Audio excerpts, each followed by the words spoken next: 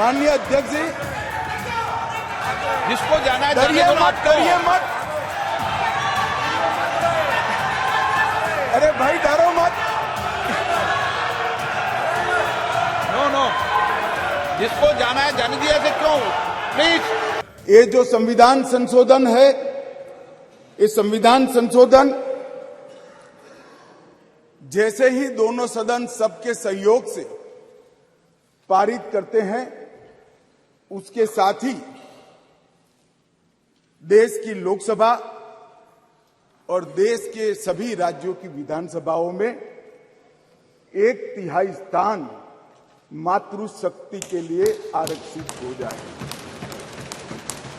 इसलिए ये बिल के अंदर अनुच्छेद 239 ए जो दिल्ली की विधानसभा से संबंधित है, उसमें बदलाव लेकर मेरे साथी मंत्री मेघवाल जी आए हैं। नया अनुच्छेद 330 ए जो लोकसभा में 1/3 मातृशक्ति का आरक्षण करेगा। नया अनुच्छेद 332 ए जो राज्यों की विधानसभा में 1/3 मातृशक्ति का आरक्षण करेगा। और इसके साथ साथ एससी और एसटी वर्ग के लिए जितनी भी सीटें रिजर्व है, उसमें भी 1/3 सीटें मातृशक्ति के लिए आरक्षित हो जाएगी। माननीय अध्यक्ष जी, इसके साथ महिलाओं के अधिकार की एक लंबी लड़ाई का अंत हो जाएगा, और जिसकी कल्पना इस G20 की बैठक में सम्माननीय नरेंद्र भाई ने समग्र विश्व के सामने रखी, वुमन लेड डेवलपमेंट, उसके नए युग के श्री गणेश इसी बिल से होने जा रहे हैं। क्योंकि अब इस देश की माता, इस देश की मातृशक्ति, इस देश की बेटी न केवल नीतियों के अंदर अपना हिस्सा पाएगी, नीति निर्धारण करने में भी अपने पद को सुरक्षित कर पाएगी। माननीय अध्यक्ष जी, कुछ पार्टी के लिए महिला सशक्तिकरण एक पॉलिटिकल एजेंडा हो सकता है। कुछ पार्टियों के लिए महिला सशक्तिकरण, माननीय अध्यक्ष जी, एक राजनीतिक मुद्दा हो सकता है। कुछ पार्टियों के लिए महिला सशक्तिकरण का नारा ये चुनाव जीतने का एक हथियार हो सकता है, परंतु मेरी पार्टी और मेरे नेता नरेंद्र मोदी जी के लिए महिला सशक्तिकरण राजनीतिक मुद्दा नहीं है।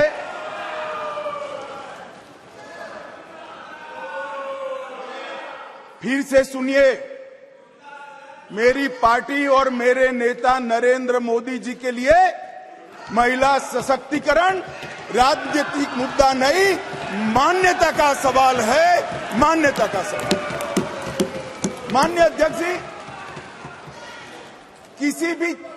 किसी भी सिद्धांत के लिए किसी व्यक्ति या संस्था इसका आकलन करना है कि सिद्धांत के प्रति मान्यता कितनी दृढ़ है, तो कोई एक घटना, कोई एक कदम से नहीं बनाया जा सकता। प्रधानमंत्री नरेंद्र मोदी जी जब संगठन का काम करते थे, भारतीय जनता पार्टी के संगठन महासचिव थे गुजरात प्रांत के, और गुजरात में भारतीय जनता पार्टी की वडोदरा कार्यकारिणी हुई थी। उस ऐतिहासिक कार्यकारिणी में मोदी जी के रोल के कारण ही भारतीय जनता पार्टी के संगठनात्मक पदों में 1/3 रिजर्वेशन माताओं के लिए किया गया। और ऐसा करने वाले मैं गर्व से कह सकता हूं कि मेरी पार्टी सबसे पहली पार्टी है और मेरी पार्टी सबसे अंतिम पार्टी। माननीय अध्यक्ष जी, मोदी जी जब मुख्यमंत्री थे, ढेर सारे लोगों को मुख्यमंत्री रहते हुए ढेर सारी भेंटें मिलती हैं, ज्यादा से ज्यादा सभी लोग इसको तोशा खाना में आरक्षित रखवा देते हैं। मोदी जी ने उस वक्त निर्णय किया था और सार्वजनिक घोषणा भी की थी कि जितनी भी भेंट आएगी उसका ऑक्शन होगा और वो बच्चियों की पढ़ाई लिखाई के लिए खर्च की जाएगी। माननीय अध्यक्ष जी, सीएम रहते हुए भी उनको प्रधानमंत्री देश की जनता ने चुना। 2014 में उनको प्रधानमंत्री पद के प्रत्याशी घोषित करने के बाद चुनाव हुआ और 30 साल के बाद इस देश की महान जनता ने पूर्ण बहुमत की एक सरकार मोदी जी के नेतृत्व में बनाने का मैंडेट दिया। और जब सरकार बनाने का समय आया तब मोदी जी का स्वाभाविक था कि मुख्यमंत्री पद से इस्तीफा देना और इस्तीफा देने के बाद ही वो प्रधानमंत्री बन सकते थे। तो मुख्यमंत्री पद से जब मोदी जी ने इस्तीफा दिया तब इनके बैंक अकाउंट में माननीय अध्यक्ष जी, भाई उनको जवाब न दो। इनके बैंक अकाउंट में जितना भी मुख्यमंत्री की तनख्वाह से और जितना भी पैसा बचा था वो सारा का सारा गुजरात सचिवालय की वर्ग 3 और 4 के कर्मचारियों की बच्चियों की पढ़ाई लिखाई के लिए। माननीय अध्यक्ष, इसके लिए कोई सर्कुलर नहीं था, इसके लिए कोई कानून नहीं बनाया था। यही मोदी जी थे जब गुजरात के मुख्यमंत्री थे तब बेटी बचाओ बेटी पढ़ाओ का नारा देश भर में दिया और गुजरात में उनके प्रयासों से जन जागृति के माध्यम से कोई कानून के बगैर लिंग अनुपात के अंदर बहुत बड़ा परिवर्तन कर लाखों बेटियों को पृथ्वी पर आने का अधिकार इस नरेंद्र मोदी जी ने। दोम धक की धूप में मई महीने में पटवारी से लेकर मुख्यमंत्री तक पूरी की पूरी सरकार 5 दिनों तक गर्ल चाइल्ड एनरोलमेंट के लिए गांव-गांव में जाती थी। कोई कस्बा ऐसा नहीं होता था जहां पर सरकार के पदाधिकारी नहीं जाते थे।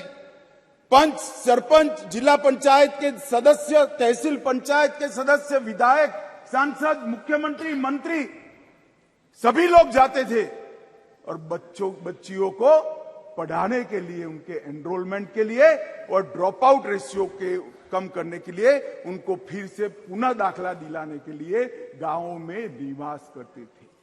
माननीय अध्यक्ष जी, बेटी बचाओ बेटी पढ़ाओ, इसका परिणाम क्या था?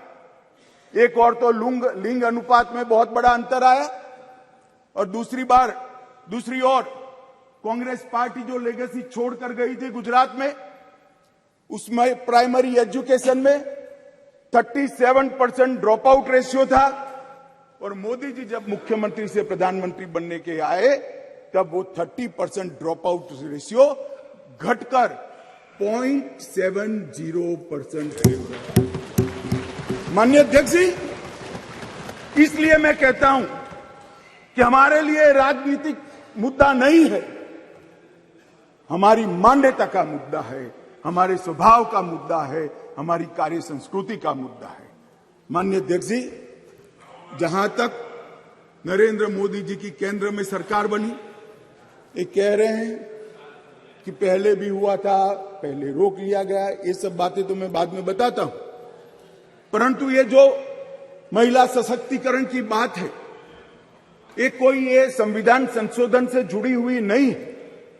महिलाओं के लिए सुरक्षा, सम्मान और सहभागिता, ये तीनों चीजें जिस दिन मोदी जी ने इस देश के प्रधानमंत्री पद का शपथ लिया, जिस दिन से भारतीय जनता पार्टी की सरकार बनी, इस सरकार का श्वास और प्राण दोनों बने हुए हैं माननीय अध्यक्ष। कई ऐसी चीजें हैं जो हुई है। आज मैं कहना चाहता हूं माननीय अध्यक्ष जी, जिस दिन मोदी जी इस देश के प्रधानमंत्री बने, इस देश के 70 करोड़ लोग ऐसे थे जिनके घर में बैंक अकाउंट नहीं था। मोदी जी ने जनधन योजना चालू करी, बैंक अकाउंट खोलने का अभियान चालू किया, 52 करोड़ बैंक अकाउंट खोले गए और 52 करोड़ बैंक अकाउंट में से 70% बैंक अकाउंट माताओं के नाम से खोले गए माननीय अध्यक्ष जी, माताओं के नाम से। आज महिला सशक्तिकरण हुआ है। सारी योजनाओं का जो पैसा जा रहा है माननीय अध्यक्ष जी, किसने 10 मिनट दिए मुझे? आप वहां बैठकर टाइम दोगे? अरे सुनने की आदत डालो भाई। आप वहां बैठकर मुझे टाइम दोगे? माननीय सदस्य प्लीज। मैं मेरी पार्टी के टाइम में बोल रहा हूं। आप कौन फैसला करने वाले होते हैं? माननीय गृह मंत्री जी। माननीय अध्यक्ष जी, आज कोई भी स्कीम का पैसा जाता है तो वो महिला के बैंक अकाउंट के अंदर जाता है। माननीय अध्यक्ष जी, कांग्रेस ने इस देश में 5 दशक से ज्यादा शासन किया। 11 करोड़ परिवार ऐसे थे जहां शौचालय नहीं था। गरीबी हटाओ के नारे दिए, मगर गरीबों की कोई व्यवस्था नहीं कर पाई थी। और जब एक घर में एक शौचालय नहीं होता है तो मान्यवर सबसे ज्यादा तकलीफ युवा बेटी, बहन और मां को होती है। मान्यवर, शौचालय न होने की पीड़ा तो वही जान सकते हैं जिनके घर में युवा बेटी हो और शौचालय न हो। 11 करोड़ घर ऐसे थे जिनके घर में शौचालय नहीं था। मोदी जी ने पहले 5 साल के अंदर ही 11 करोड़ 72 लाख सदन की सहमति हो तो इस विधेयक के प्रस्ताव को पारित होने तक और चर्चा होने तक सदन का समय बढ़ाया जाए। माननीय गृह मंत्री जी। मान्यवर, ये 11 करोड़ 72 लाख शौचालय बने, किसका एम्पावरमेंट हुआ? ये 11 करोड़ 72 लाख शौचालय बनने से माताओं का, बहनों का, बेटियों का सम्मान हुआ, उनका सशक्तिकरण हुआ। 10 करोड़ परिवार धुएं से युक्त थे। कंडे और टहनियां जलाकर आंख का नेत्रमणि खत्म हो जाता था, फेफड़े फाइब्रोसिस से भर जाते थे। 10 करोड़ घरों में एलपीजी का मुफ्त कनेक्शन देकर माताओं का सशक्तिकरण करने का काम किया। 3 करोड़ से ज्यादा माताओं को घर दिया और वो घर माता के नाम से करने का काम हमारे प्रधानमंत्री नरेंद्र मोदी जी। मान्यवर, 12 करोड़ घर ऐसे थे जहां पीने का पानी नहीं था। अब जो समाज के अंदर रहते हैं, जो जमीन को जानते हैं, उनको मालूम है कि घर में पीने का पानी नहीं है तो पीड़ा सबसे ज्यादा किसको होती है, किसको ज्यादा तकलीफ होती है। घर में पीने का पानी नहीं है तो घर की माता को ही तकलीफ होती है। 12 करोड़ परिवारों के घर में नल से जल पहुंचाने का काम नरेंद्र मोदी जी। हर घर के अंदर 80 करोड़ लोगों को हर घर में प्रति व्यक्ति प्रति माह 5 किलो अनाज फ्री ऑफ कॉस्ट देने की शुरुआत की। जब चूल्हा नहीं जलता है ना मान्यवर, बच्चे भूखे रहते हैं तो सबसे बड़ा चूल्हा तो नहीं जलता है मगर मां का दिल जलता है।